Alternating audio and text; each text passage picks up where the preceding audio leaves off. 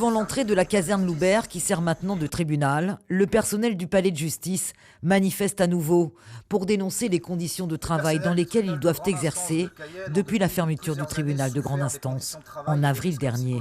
Ils se relaient au micro pour rappeler leur souffrance et leur sentiment d'être abandonnés sans aucune information délivrée pour les rassurer. Ils ne prennent pas en compte la souffrance.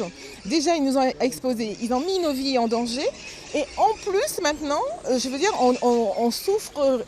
Ils font rien pour nous apaiser, nous rassurer.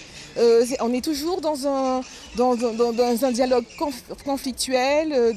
Voilà. Donc, on est tous en train je ne voudrais même pas dire le mot, mais je pense qu'on est en train de craquer.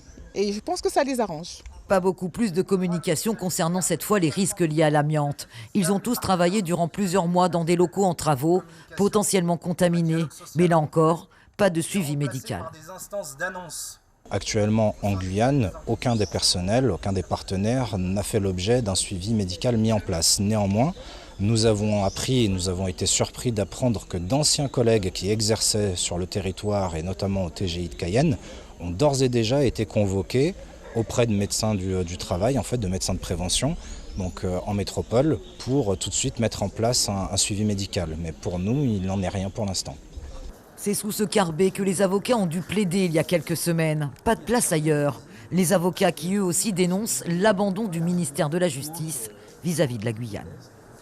Aucun tribunal, aucun barreau de France n'aura accepté de travailler dans des conditions pareilles. Il est inadmissible qu'il n'y ait pas un endroit où rendre la justice en Guyane. Et depuis 2004, nous avons demandé la cité judiciaire. Aujourd'hui, nous sommes en 2019.